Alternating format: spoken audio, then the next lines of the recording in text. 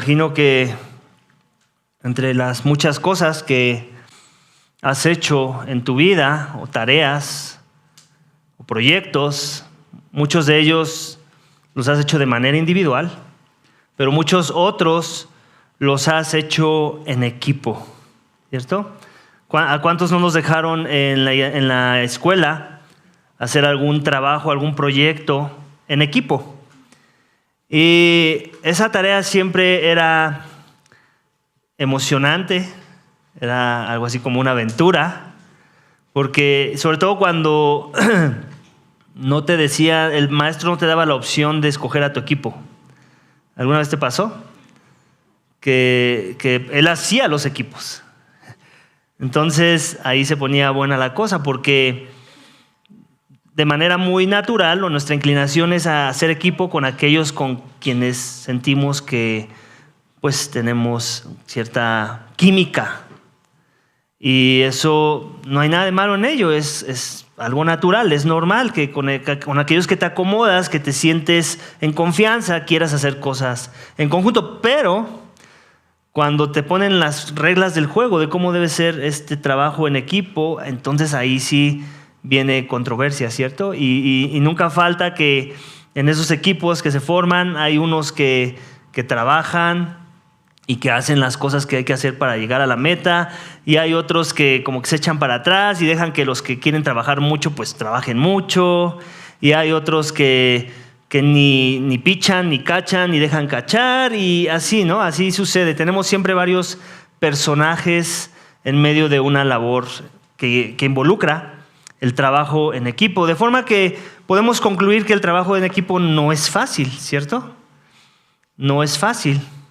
Al mismo tiempo también podemos decir que el trabajo en equipo siempre es lo mejor, cuando se hace bien. Como muestra, podríamos hablar del tema que estábamos hablando en su momento, de la cafetería. Yo no me imagino haciendo todo lo que ya ven que se hizo, que se ve muy bonito allá afuera, yo solo. O sea, en verdad me hubiera vuelto loco y no hubiera quedado así de bien.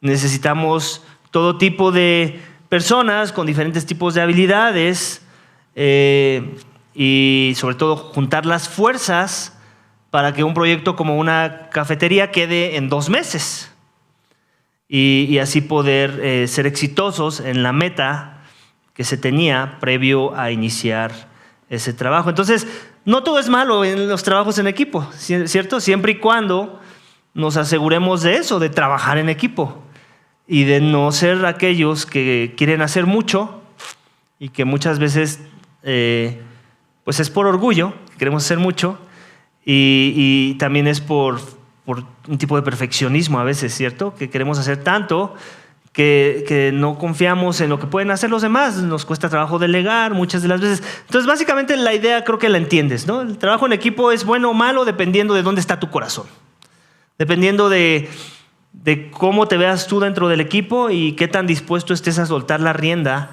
a algunos asuntos, reconociendo que tú no lo puedes hacer todo, ¿no? Tú no lo puedes hacer todo, y hay gente que sabe hacer las cosas mejor que tú, y últimamente hay gente que te tiene que enseñar a hacer las cosas, ¿cierto? Hay cosas que tú puedes pensar que haces muy bien y después alguien de tu equipo te dice, hey, adivina qué, así no se hacen, es mejor así. O te estás complicando las cosas, le puede ser más fácil de esta otra forma. Entonces, tiene sus bondades, ¿cierto? Tiene sus bondades, y sobre todo las tiene cuando hablamos de la fe cristiana. Porque ya hemos hablado antes que la fe cristiana, como Dios la diseñó, no es para que vayamos como llaneros solitarios, tratando de obedecer la voluntad de Dios en nuestras vidas, en nuestras fuerzas y de manera muy personal, sin involucrar a otros en ese caminar, en ese andar. Dios diseñó la fe como un proyecto en comunidad. Él no salvó a un individuo, y ponle tu nombre. Él salvó a su pueblo, a un grupo de individuos, aquellos a los cuales Él iba a llamar sus hijos. De forma que podemos ver que el tono que vas a encontrar, no sé si has puesto ese nivel de atención, pero si tú lees el Nuevo Testamento, La mayoría de las exhortaciones o llamados a la obediencia que tenemos como cristianos están hechos en un contexto plural. Muy pocas son los llamados a la obediencia que vas a encontrar en el Nuevo Testamento que tengan que ver con la idea individualista de obedecer un mandamiento. La mayoría de ellos, el 95% de las cosas que hay que obedecer en el Nuevo Testamento tiene que ver con obediencia en equipo, en comunidad. Y eso es algo que a veces perdemos de vista. ¿Por qué? Porque vivimos en una comunidad occidental que nos ha adoctrinado y nos ha enseñado que todo se trata de lo que tú hagas, de tus metas, de tus esfuerzos, de tú alcanzar esa meta y hacer lo que tengas que hacer para lograrla, y tú lo puedes y la fuerza está en ti y saca lo mejor de ti, y todo eso es adoctrinamiento. Y al final del día nos lleva a pensar que podemos solos, que se trata de lo que tú puedes hacer para lograr tu objetivo, ¿cierto? Y no que no haya cosas que tengas que hacer solo, también quiero aclarar. Hay cosas que sí, definitivamente, solamente tú lo puedes hacer. Te corresponde a ti en el contexto en particular de eso que haya que hacer. Pero cuando se trata de la fe, no funciona así. Necesitas a la comunidad de fe. Y de eso es que se trata nuestro mensaje esta mañana en la sección de Hebreos 12 al 17. Hay cosas que hay que obedecer. ¿Recuerdas que al inicio de la serie te comenté? Suena mucho a teoría, suena mucho a aspectos teológicos que el autor de los Hebreos quiere dejar como fundamento. Espérate tantito, después viene la práctica. Ya llegamos a la hora de la práctica. Al rato vas a empezar, no, regresemos a la teoría, ya es mucho que hacer, es mucho que obedecer.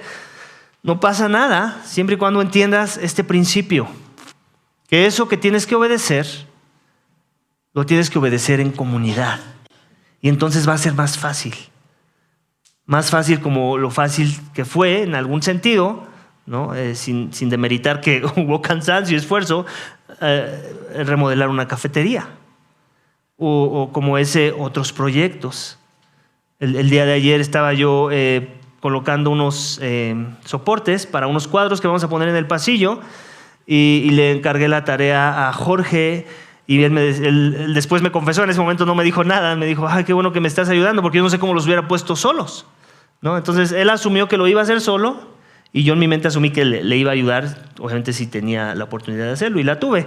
Y entonces fue fácil poner esos cuadros, pero sí me puse a pensar en qué dolor de cabeza hubiera sido ese para Jorge o para cualquier otro, el haber puesto esos soportes solo. Porque había que centrar las cosas, alzar un tablón como de 1 metro por 1.20 y poner diferentes puntos para taladrar. Entonces, otra vez, es importante que entendamos que la fe es un proyecto en comunidad, porque de otra forma estamos perdidos. En verdad estamos perdidos.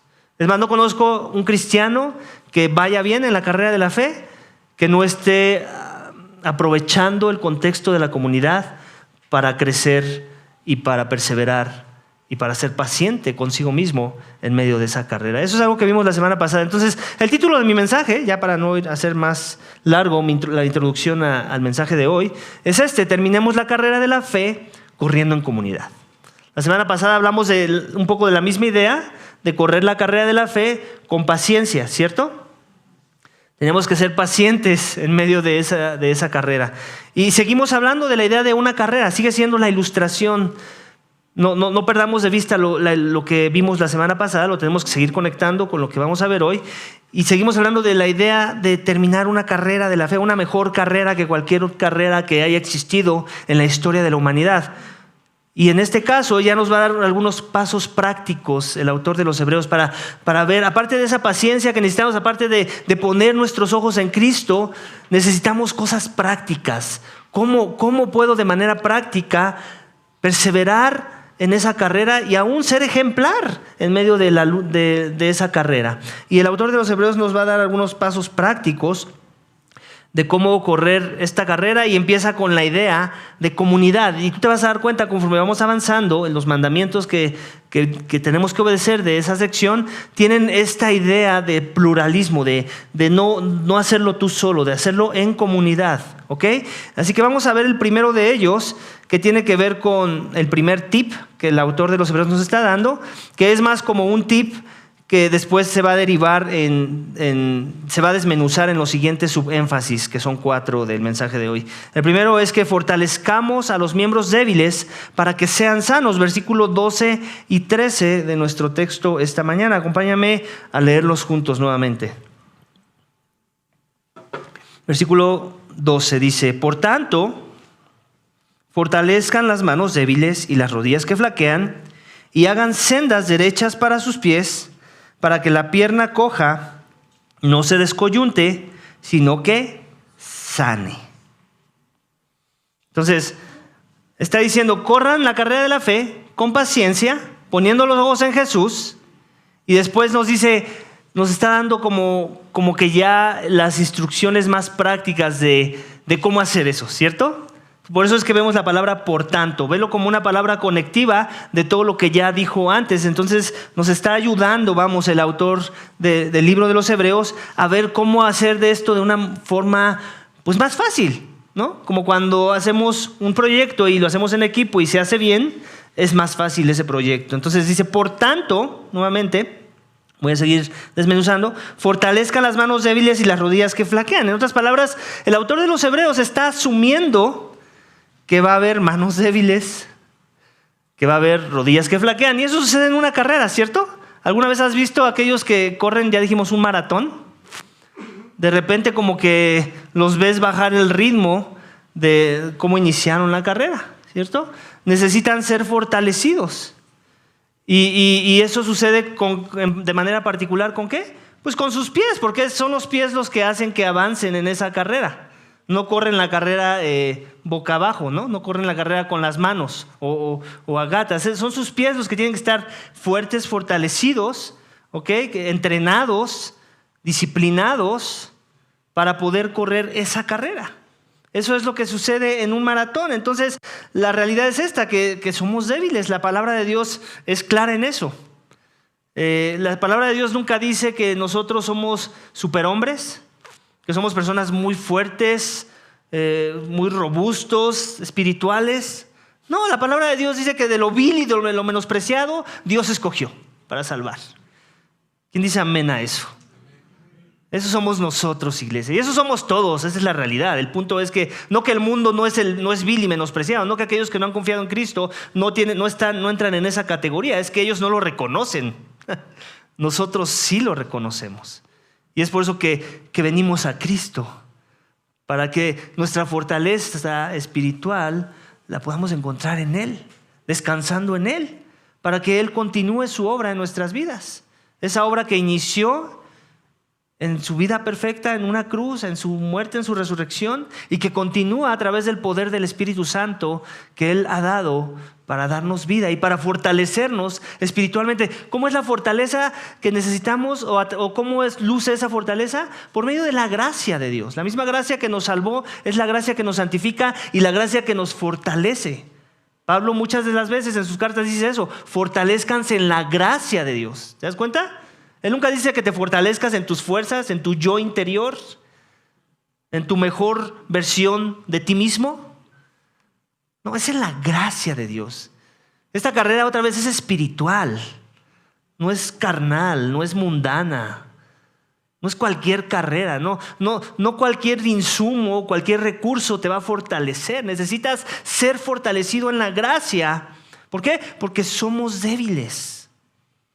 Y tú tienes que creer eso, que sigues siendo débil aún aunque Dios ya te puso en el carril de esa carrera. Por ningún momento pienses que puedes ir tú solo y llevar las cargas de esta carrera. Ese es un problema del individualismo, ya mencioné antes, que muchas veces hasta sectas del cristianismo enseñan. No seas sectario en tu forma de vivir la fe. Sé bíblico. ¿Y qué significa eso? Vive tu fe en comunidad. ¿Qué significa eso? ¿Que va a ser fácil? No lo va a ser. Es más, yo te puedo dar algunos ejemplos, no te los voy a dar, porque no se trata de balconear a nadie, de que hubo dificultades en el proceso de hacer la cafetería. Hubo inconformidades, hubo desacuerdos.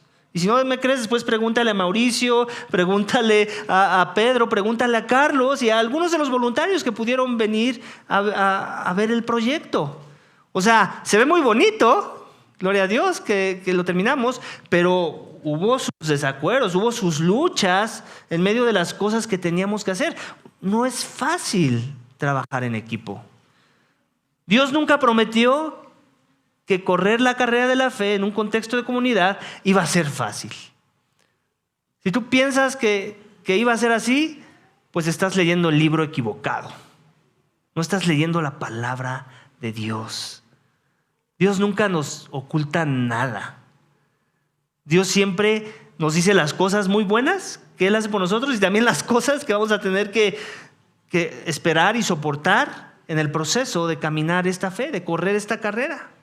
Entonces, queda claro en que somos débiles, que nuestros miembros tienen que ser fortalecidos y la primera fortaleza que tienes que esperar es en Dios, en su gracia y en sus medios de gracia.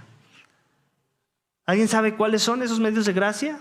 Tenemos 3 principales: la oración, la palabra y la congregación. Esos 3, apréndetelos. Los vamos a estar viendo en nuestro nuevo discipulado de hombres y mujeres, hábitos de gracia. El énfasis del autor en ese libro son esas 3 cosas. ¿Qué quiere decir? ¿Que no hay otros medios de gracia? Sí los hay. Pero si no tenemos ningún otro y tenemos esos 3, son todo lo que necesitamos para correr esta carrera, para fortalecernos en medio de la debilidad que vamos a presentar en el camino y que otros van a presentar junto con nosotros. Amén. Entonces, hagan sendas, y luego menciona esto, hagan sendas derechas para sus pies, para que la pierna no se descoyunte, sino que sane. Esta idea de hacer sendas derechas es nuestra responsabilidad. ¿Te das cuenta?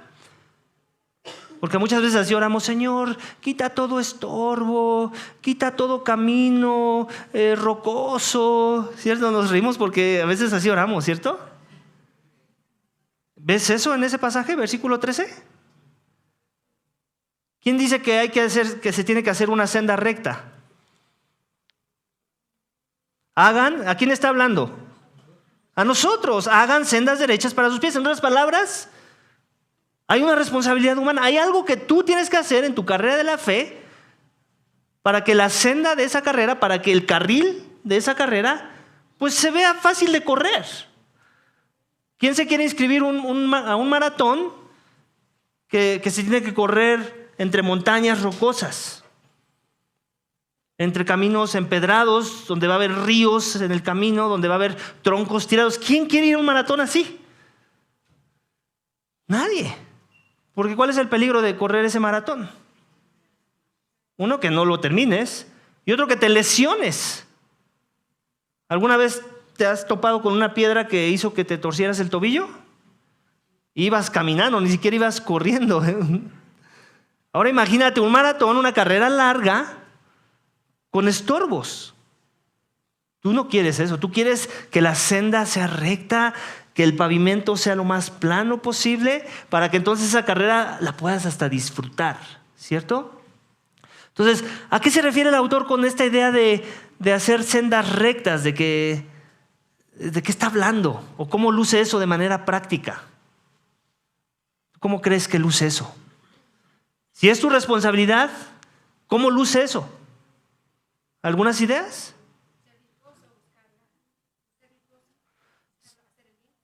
Ser virtuoso, buscar hacer bien, pero de manera más práctica. Asuman esto, que hay estorbos en el camino. Entonces, ¿qué hay que hacer? Quitar esos estorbos.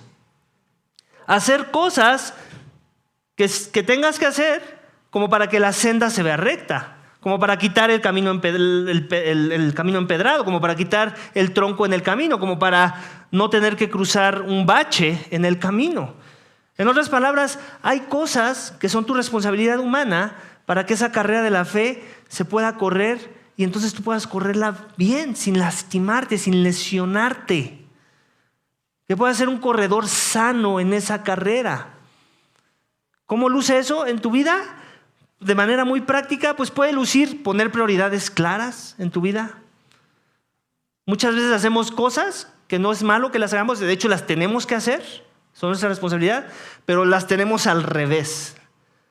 Lo que debíamos hacer al último lo hacemos primero, y lo que debíamos haber hecho primero lo dejamos para el último, y después nosotros mismos nos frustramos por el trabajo mediocre que hicimos. ¿Por qué? Porque no tuvimos la delicadeza y la paciencia de sentarnos a decir, a ver, esto es lo que hay que hacer, ¿qué es prioridad? ¿Qué no es prioridad? ¿Qué es realísticamente hablando lo puedo hacer? ¿Qué ya no debería estar haciendo? ¿A qué cosas yo debería decir que no? Otra forma, amistades, por ejemplo. ¿Con quiénes paso más tiempo? ¿Cómo mis amistades influyen para que haya baches en el camino de esa carrera? ¿Y cómo el que me rodee de amistades correctas, con una perspectiva en lo eterno, va a ayudar a que esos baches sean removidos del camino? Porque ellos van a ser los que me van a levantar, o los que me van a avisar del siguiente bache. De eso está hablando el autor, de cosas prácticas que es tu responsabilidad humana, que tú tienes que hacer y que después no puedes venir a Dios y decirle, ay Dios, es que el camino estaba empedrado. Y Dios va a decir, sí, por eso te dije que hicieras sendas rectas. No, Dios, es que había un tronco bien difícil de levantar. Sí, había que quitarlo. Y tenías que pedir ayuda, por cierto, porque tú no lo podías quitar solo. Era un tronco muy pesado. Necesitabas a la comunidad. ¿Te das cuenta? Entonces es un llamado sí, individual, de quitar los obstáculos que tú puedes quitar, pero hay otra parte de comunidad en donde también tienes que ayudarles a otros. Oye, ayúdame, necesito fortaleza espiritual. Ora por mí. Déjate, comparto mis cargas. Necesito tu ayuda. Necesito tus buenas obras para mi vida. De todo eso estamos hablando. Pero para eso, ¿qué necesito? Vivir la vida en comunidad. Tener el don espiritual de estar ahí. Y cuando digo estar ahí, no digo nada más calentemos una silla, por cierto.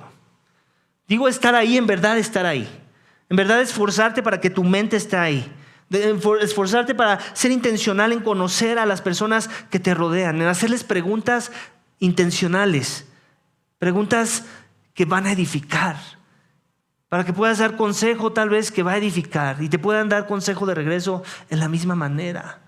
De eso se trata, iglesia, de estar ahí, de fortalecernos, de no cumplir nada más por cumplir. Iglesia, Cristo fue claro, si hacemos lo que tenemos que hacer somos siervos inútiles. ¿Y a qué voy con todo esto? Vamos a dar otros puntos de aplicación en esta sección. Si vienes a la iglesia y el servicio empieza a las 11, yo no llego al 5 para las 11. Bueno, para empezar no empieza a las 11, empieza a las 10:20, por cierto, para orar. Pues yo llego a las 10:10 para estar antes de orar y poder saludar a algunos y poder indagar en algunos asuntos, poder orar por alguien. No vengas porque es que no necesito nada, no necesito que alguien ore por mí, entonces voy a llegar tarde.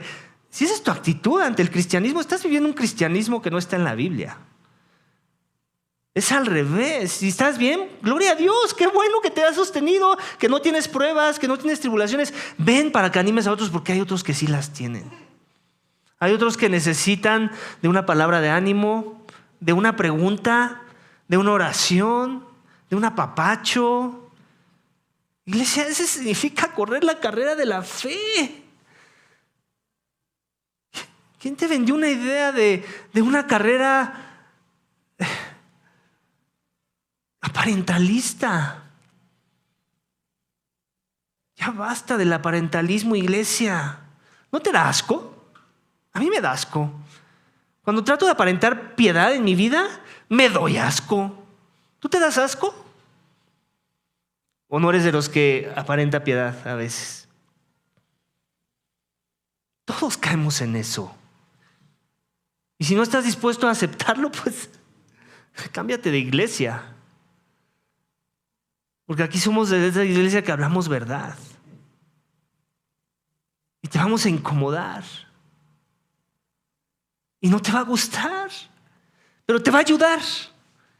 Y vas a permanecer y vas a perseverar. Y te vas a dar cuenta cuando voltees atrás cuánto necesitabas esa comunidad. Necesitamos fortalecernos los unos a los otros. Somos miembros de un cuerpo. También necesitamos eso en la comunidad. Pero necesitamos reconocer que somos débiles. Si vienes aquí no reconociendo eso, pues no necesitas esta iglesia. Hay muchas iglesias que pretenden ser iglesia. Y yo te puedo recomendar algunas. Pero esa no es la fe que Dios nos llamó a vivir. Esa no es la carrera que Dios nos llamó a vivir. Y sí quiero aclarar esto. No estoy corriendo a nadie. Por si alguien aquí ya se ofendió, el pastor los está corriendo. No, te estoy invitando a hacer fe, a hacer iglesia. Y si no te gusta esa invitación, entonces sí vete. Pero no porque yo te corrí, sino porque tú no quieres vivir esta fe. Tú no quieres hacer iglesia. Tú quieres vivir una vida de un club social, no una vida en comunidad, de la carrera de la fe.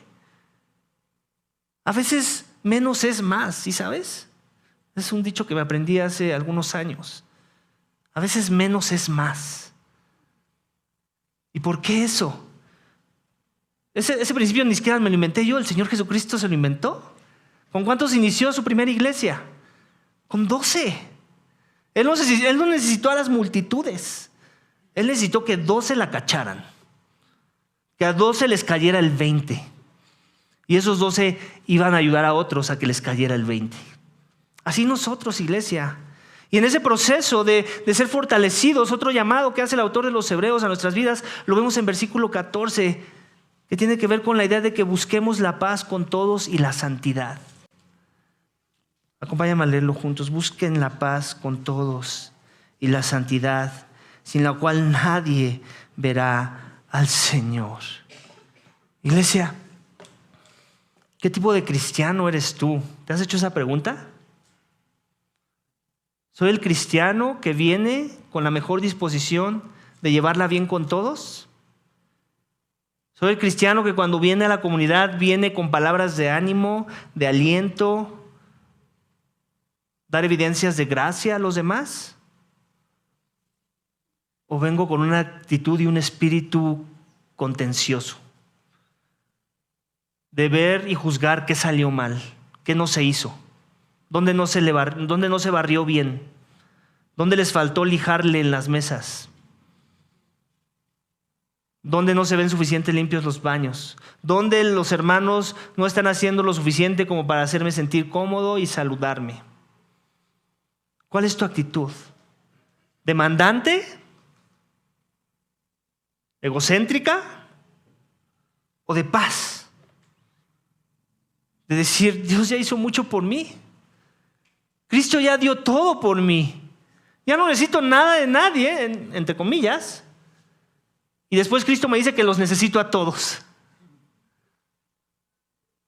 Que todos nos debemos de servir los unos a los otros. Que el que quiere ser mayor entre nosotros tiene que servir a todos los demás. Esa es la economía de Cristo y de esta carrera de la fe, el servicio, iglesia. ¿Y cómo inicia ese servicio? En buscando la paz. Voy a usar palabras de la cultura. Que vengas con la buena vibra. Ven con la buena vibra. En serio. Y con eso no estoy diciendo que vengas así como que bien jovial y con... No, o sea, obviamente una sonrisa no nos va a molestar. Pero cuando digo ven con la buena vibra es eso. Es ven con un corazón agradecido por lo que Dios ha hecho por tu vida, por haberte dado una iglesia imperfecta de pecadores redimidos, que entienden que necesitan estar aquí, que entienden que todavía no han llegado a la meta y por eso necesitan a los demás. Y en el proceso agradece a Dios por sus vidas. ¿Sabes por qué? ¿Por qué nos cuesta trabajo es buscar la paz muchas de las veces? Porque nos cuesta trabajo reconocer todas las cosas que Dios ya nos ha dado y ser agradecido por esas cosas. O a veces, ¿sabes por qué no buscamos esa paz? Porque tenemos expectativas no realistas de lo que debe ser la iglesia. Venimos con ideas que a veces ni siquiera nos enseñaron, nosotros mismos nos las inventamos y que tienen que ver más con nuestros deseos carnales que con lo que la palabra de Dios enseña de cómo los demás deben actuar Tenemos que tener mucho cuidado, iglesia, porque el llamado no es a las quejas, no es a las disensiones, no es a las contiendas, no es a las divisiones, es a la paz. Lo voy a volver a leer, no necesita interpretación. Otra vez, versículo 14, dice, busquen la paz con todos. Aquí está, ¿se dan cuenta el busquen? ¿De qué está hablando? De un proyecto de comunidad, plural. Busquen la paz con todos. Y la santidad sin la cual nadie verá al Señor. Esta es una declaración muy fuerte, por cierto. Tenemos que buscar la santidad sin la cual nadie verá al Señor. Y aquí no estamos diciendo, me gusta una cita de Al Mohler, no es que tienes que ser santo para ser salvo. Más bien, porque eres salvo, puedes ser santo, porque la santidad no viene de nosotros, viene de Dios. ¿Sí se entiende? No es que tienes que ser santo para ser salvo, sino que porque eres salvo puedes ser santo, ya que de otra forma la santidad no se podría decir de ti, porque la santidad viene de Dios. Entonces, el llamado a buscar la santidad aquí no es una opción. Si en verdad tú dices ser un hijo de Dios, un llamado de Dios, un elegido de Dios, alguien que se ha arrepentido por sus pecados y en verdad siga a Cristo en los términos de Cristo, entonces tu llamado es a la santidad. De eso se trata la fe. Y por eso tenemos un pacto de membresía. No sé si alguna vez le has echado un vistazo, espero que sí, si eres miembro, porque dijiste que sí, que aceptabas vivir en los términos de ese pacto. Y todos los principios los podemos englobar y generalizar en una palabra: busca la santidad. Porque si no la buscas, no verás a Dios. Y no que si no pasa una, si no pasa una, no pasa la otra. La esperanza es que la estás buscando porque en verdad eres de Dios. Porque Él ya te equipó. Porque ya te dio a su Espíritu Santo. No hay excusas, iglesia. Así que no te sorprendas cuando recibas un llamado a la santidad. Ese es otro error con el cual nos unimos a las iglesias. Las vemos más como un lugar donde me siento muy bien. Por eso me voy a quedar en esta iglesia, porque me siento muy bien. Bueno, si esa es la iglesia, si así es como estás determinando o evaluando la iglesia a la que vas a ir, estás haciendo una evaluación incorrecta. ¿Quién te dijo que tenías que usar ese criterio para escoger iglesia? Si es el criterio que usa el mundo para todo lo que hace y a todos los lugares a los que visita, que se sienten muy bien. ¿Dónde en la Biblia encuentras un pasaje que dice cuando te sientas bien, esa es tu iglesia? No hay ninguno. Es todo lo contrario. No que te debes sentir muy mal. A lo que estoy tratando de decir es que va a haber las dos cosas. Te vas a sentir bien y te vas a sentir mal en una iglesia sana. ¿Por qué? Porque te van a incomodar. Porque te va a dar la percepción que el predicador se paró de malas, pero no es que me paré de malas. Es que eso enseña la palabra de Dios. Que vamos a ser incomodados. Que tenemos que fortalecernos en la gracia, que tenemos que hacer uso de los medios de gracia, que es la iglesia local, y que esa iglesia local es imperfecta y en su imperfección te va a bendecir, pero también te va a herir a veces. Esa es la realidad. A veces vamos a, por nuestro pecado, herir a otros. Y esa no debe ser la razón por la que ahora me voy a cambiar de iglesia, porque adivina qué, te va a volver a pasar. Y no va a dejar de pasar. ¿Por qué? Porque seguimos siendo una obra en proceso. Seguimos en la carrera, no hemos llegado a la meta. ¿Sabes qué va a pasar cuando lleguemos a la meta? Tendremos cuerpos glorificados, no habrá más pecado en nuestras vidas, no más llanto, no más dolor, no más sufrimiento, no más malicia. Eso va a pasar, o sea, eso está garantizado. Pero mientras llegue ese día, pues busquemos la santidad, iglesia. ¿Qué quiere decir? Que es algo que no se nos viene natural, ni a ti ni a mí. La pregunta es si entendemos eso y por lo mismo vamos a vivir las implicaciones de la dinámica que Dios propuso para que la busquemos, que en este caso es la vida en comunidad otra vez. La vida en comunidad.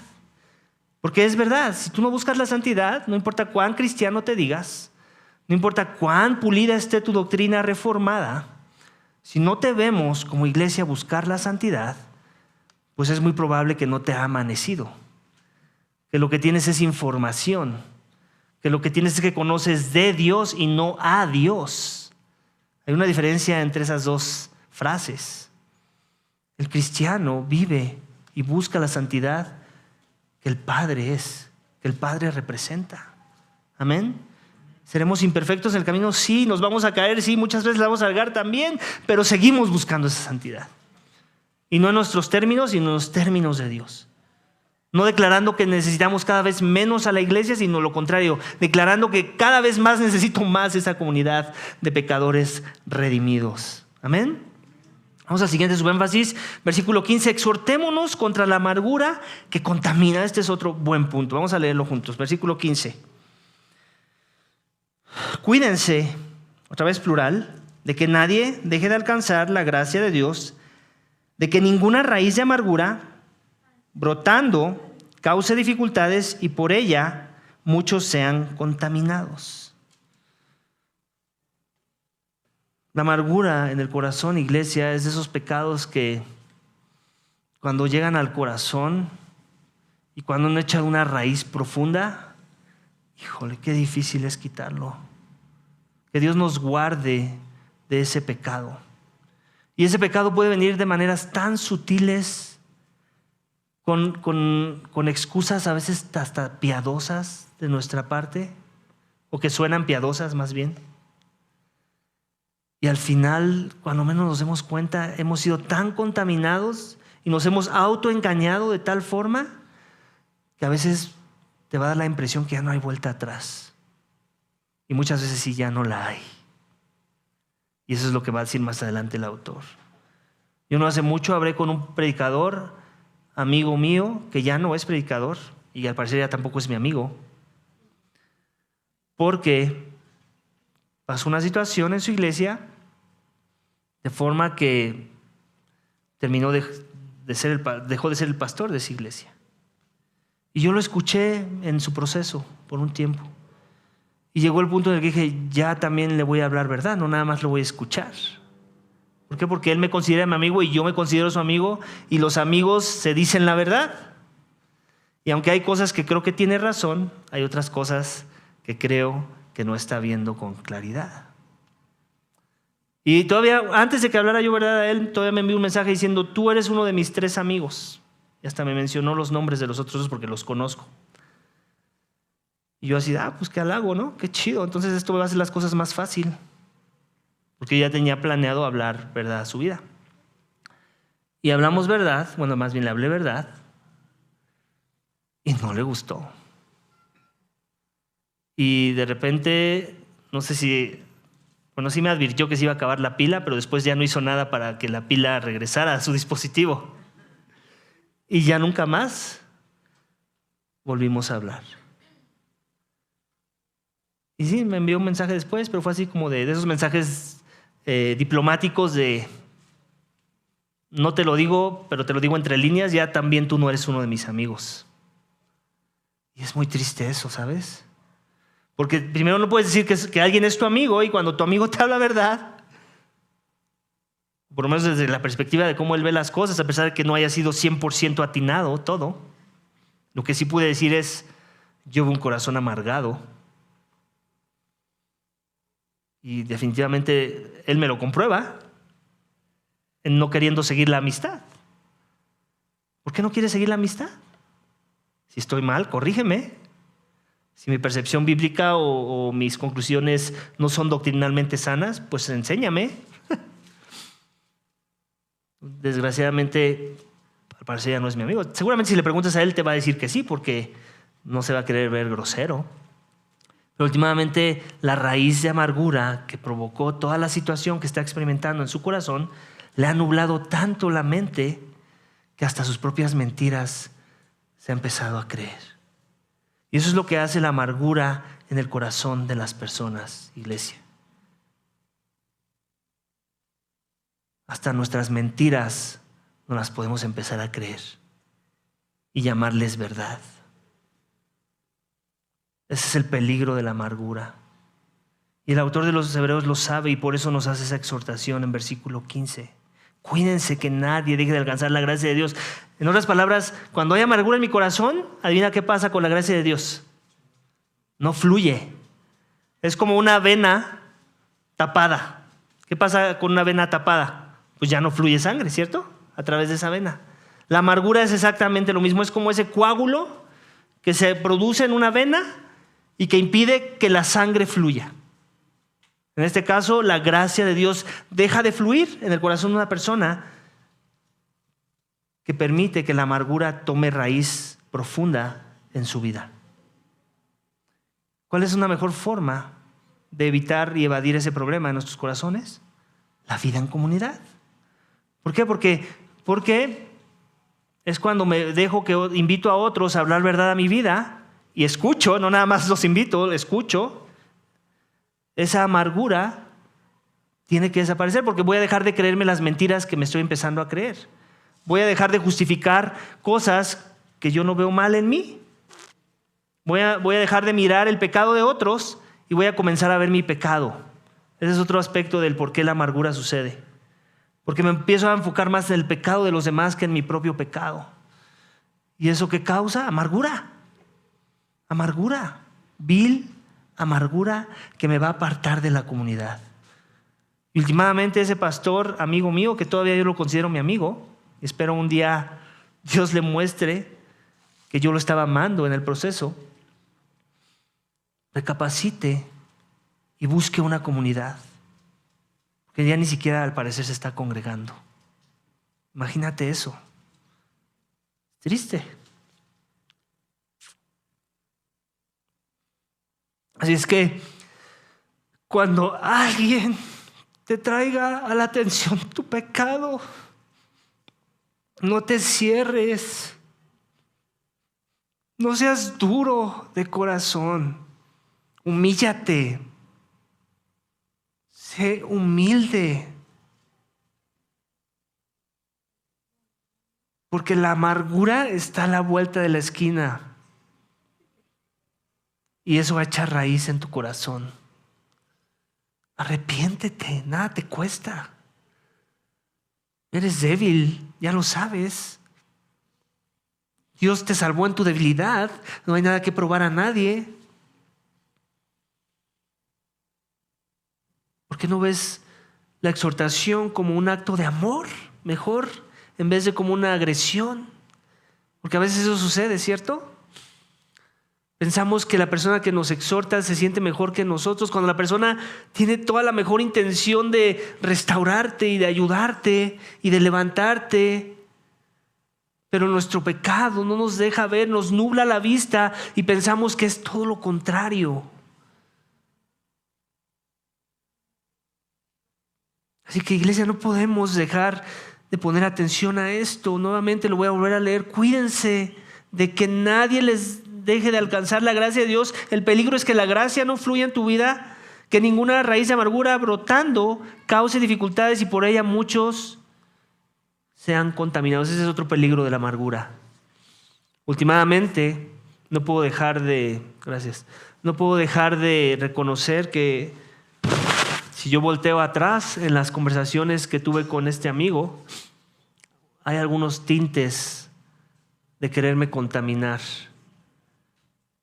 en su proceder. Y no estoy diciendo que él los planeó, los premeditó, pero eso es lo que hace la amargura. Podemos ser divisivos, podemos llegar a ser legalistas o juzgar más, gracias nena, juzgar más, juzgar las cosas mal, o no ser prudentes. Y eso genera división. Y es parte de lo que tenemos que ver en esta parte. Es causa de dificultades y muchos son contaminados. ¿Qué es lo que hace la amargura? Contamina. Y por eso es que siempre estamos advirtiendo, cuando alguien venga con una queja de alguien más, envíalo con la persona de la cual está tratando de traer atención a tu vida, su queja. Envíalo. Y no nada más lo envíes, después pregúntale si ya arregló su problemita. Porque las personas, cuando las envías a arreglar sus problemas con otros, muchos son engañosos y te dicen que sí van a ir y nunca van. Más bien encuentran a alguien que sí les preste oído a sus quejas. Y siempre va a haber alguien que sí va a prestar oído. O alguien que también tiene una perspectiva torcida de las cosas, porque a veces es el problema, que su perspectiva está torcida y coincide que alguien más tiene esa misma perspectiva. Cuando se juntan esos dos, caos en la iglesia. Y si esos dos juntan a otros dos, la cosa se hace más grande. Y es por no vivir las implicaciones de la fe.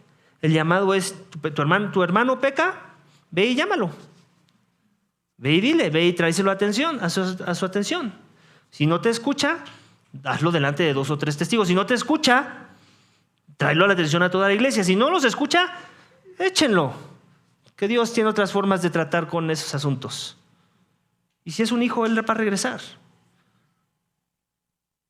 Si no es un hijo, pues se cumple el dicho, ¿no? Salieron de nosotros para que se comprobara que no eran de nosotros. ¿Cierto? Entonces, iglesia, la amargura. Tengamos cuidado.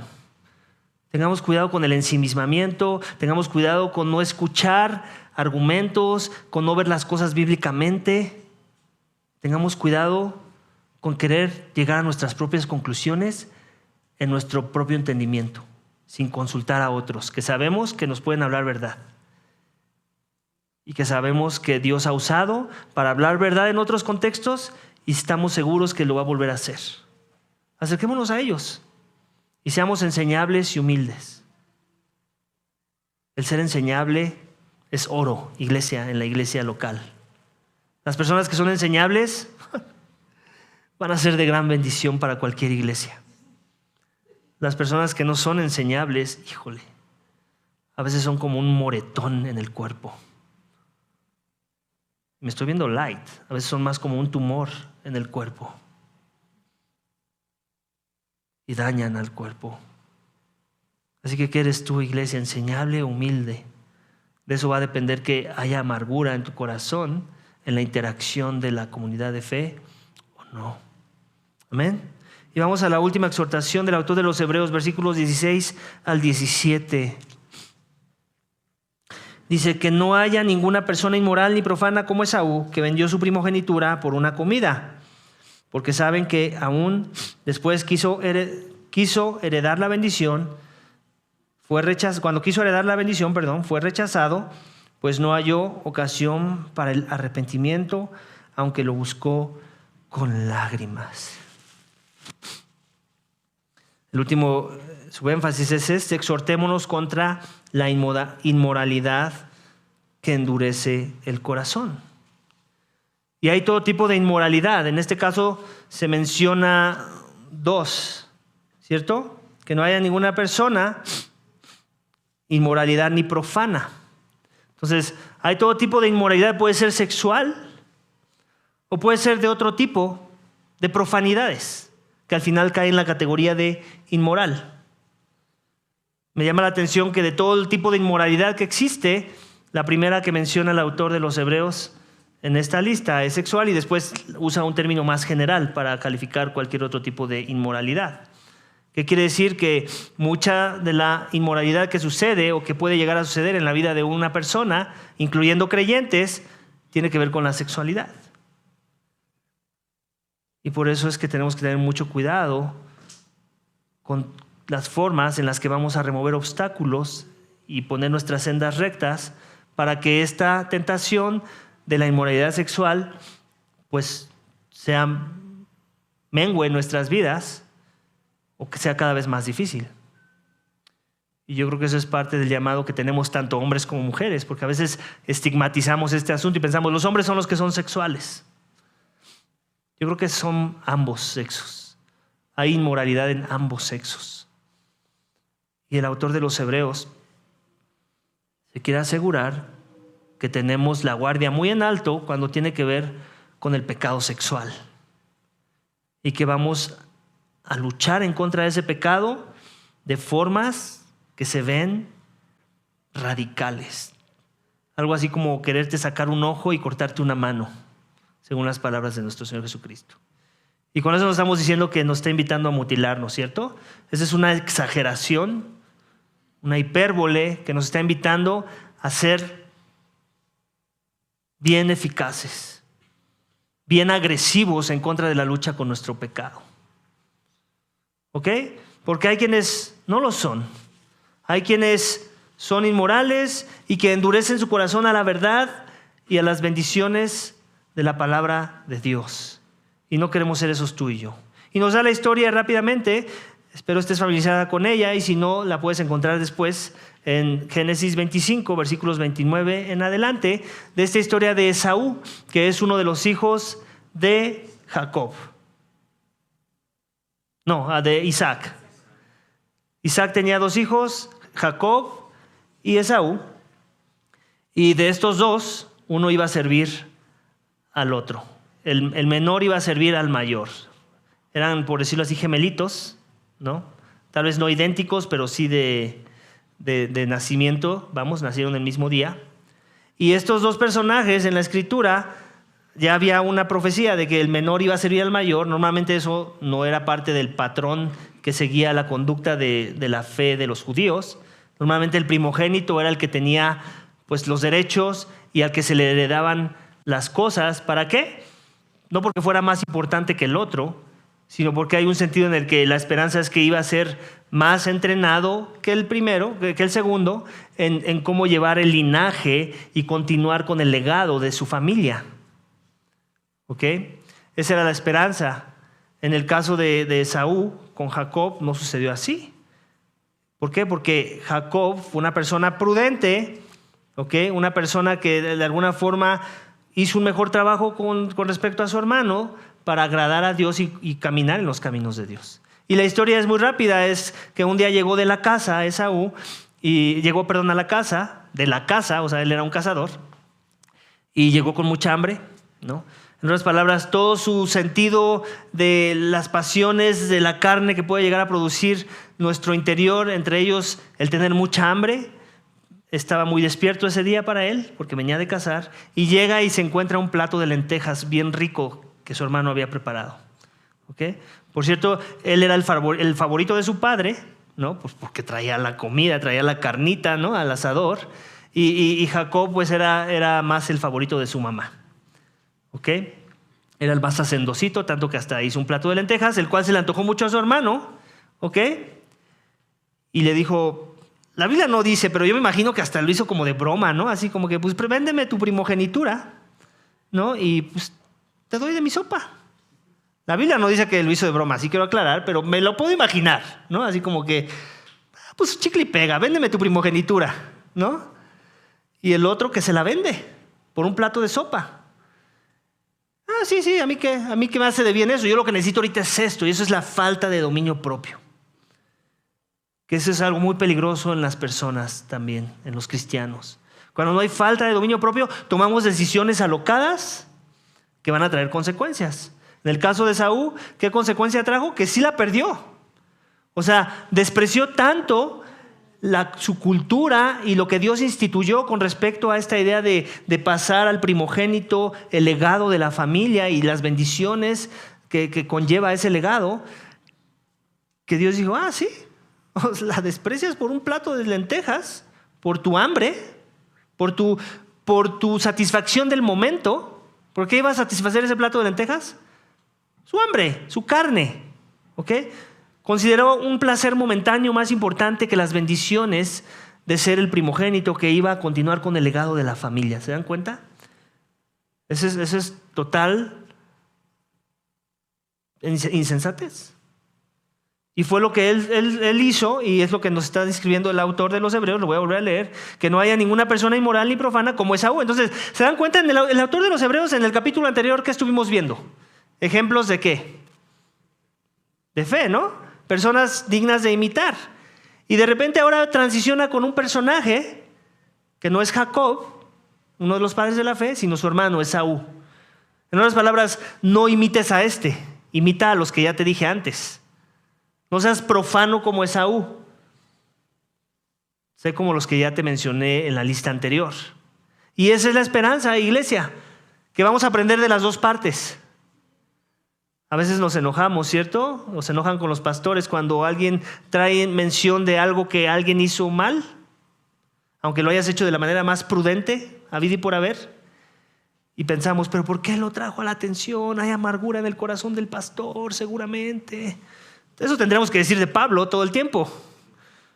Que Pablo era una persona amargada, que traía a la atención nombres de personas que le habían hecho daño al ministerio y a su persona. Aquí lo volvemos a ver en el autor de los Hebreos. ¿Por qué sacó a Esaú? Pues ¿qué culpa tiene Esaú? Pues él nada más quería un plato de lentejas. No, a veces hay que aprender de los malos ejemplos para no volver a cometer nosotros esos errores. La Biblia advierte también de eso. Hay ancianos de la iglesia que caen de la gracia o que hacen algo muy malo, que hay que reprenderlos delante de toda la congregación para que los demás tengan miedo de pecar. Así dice la palabra de Dios. Entonces hay veces que así toca, iglesia, aprender de los malos ejemplos, no para hacer lo mismo que ellos hacen, imitarlos, sino para hacer todo lo contrario y no ser imprudentes. ¿Ok? Y tenemos que aprender esos ejemplos, tenemos que mantener presentes, no olvidarlos, porque por eso volvemos a caer en los mismos errores. Cuando olvidamos que esto ya había sucedido antes, cuando olvidamos que un carácter así ya nos había pasado y nos volvió a pasar. ¿Por qué? Porque no tomamos las medidas que había que tomar. ¿Para qué? Para guardarnos, para buscar la paz, para exhortar cuando toca exhortar. ¿Cierto? La esperanza es que no solo el pastor es el que exhorta todo el tiempo, la esperanza es que tú también de vez en cuando te unes al llamado a exhortar a otros. Amén. Entonces exhortémonos contra toda inmoralidad que endurece el corazón de las personas. Porque también sucede la otra parte, y esta es la última parte con la que termina el versículo, porque saben, con respecto a Esaú, ¿no?, que vendió su primogenitura a su hermano, aún después, cuando quiso heredar la bendición, fue rechazado, pues no halló ocasión para el arrepentimiento, aunque la buscó con lágrimas. En otras palabras, se dio cuenta de lo que había perdido, pero eso no significa que por eso se arrepintió. Él lo que quería era matar a su hermano. Y nunca desistió de esa realidad, de quererlo matar. ¿Ok? Nunca hubo un perdón genuino en su corazón. Su hermano tuvo que enviar una caravana de ofrenda para que su hermano lo perdonara. No fue un perdón sin un intercambio, por decirlo así. Y últimamente, iglesia, así sucede. Cuando nuestro arrepentimiento no es genuino, no vamos a dar los pasos dignos de arrepentimiento en medio de las situaciones que demanden el arrepentimiento. Y por eso necesitamos a la congregación. Porque muchas veces cuando yo peco, no sé cómo luce la restitución en el proceso de arrepentimiento. Pero cuando hay otros que conocen su Biblia y sí saben y me pueden decir, entonces ya es más fácil que yo sea humilde y dé algunos de los pasos que van a lucir como un verdadero arrepentimiento bíblico y verdadero. ¿Ok? Necesitamos a la comunidad, iglesia. ¿Por qué? Porque somos débiles, porque nos cuesta la santidad, porque corremos el riesgo de echar alguna raíz de amargura en nuestros corazones por el ensimismamiento y por la dureza del corazón. Y nuestro corazón, iglesia, se puede llegar a endurecer tanto que después no haya arrepentimiento. Y sí quiero aclarar esto, no es que un cristiano pierde la gracia de Dios. La esperanza es que un cristiano siempre se está arrepintiendo. Eso es lo que está diciendo el autor del texto. Un cristiano es uno que se arrepiente. Es uno que la evidencia de que es cristiano más alta no es ni siquiera que sirve en todos los ministerios o que predica muy bien. Es que se arrepiente. Esa es la mejor marca que debemos de buscar en un cristiano, iglesia. En ti mismo, primeramente, porque es muy fácil buscarla en los demás y no fomentarla en uno mismo, ¿cierto? Todo empieza aquí y de aquí que fluya para otros lados, para ser de influencia en mostrarles a otros cómo luce el arrepentimiento en su lucha con el pecado. Amén. Entonces, iglesia, terminemos la carrera de la fe corriendo en comunidad. ¿Qué te parece? ¿Te suena eso a una buena idea? El autor de los Hebreos pensaba que era una buena idea. Y yo espero que tú también hayas sido persuadido de que es una muy buena idea. Amén. Porque eso te va a ayudar a perseverar en ella, a correrla con paciencia y a terminar esa carrera llegando a la meta. No en primer lugar. Cristo ya tomó ese lugar, ya dijimos. Él ya sudó sangre y la derramó por tus pecados. Tú lo único que tienes que sudar es un poquito. ¿ok?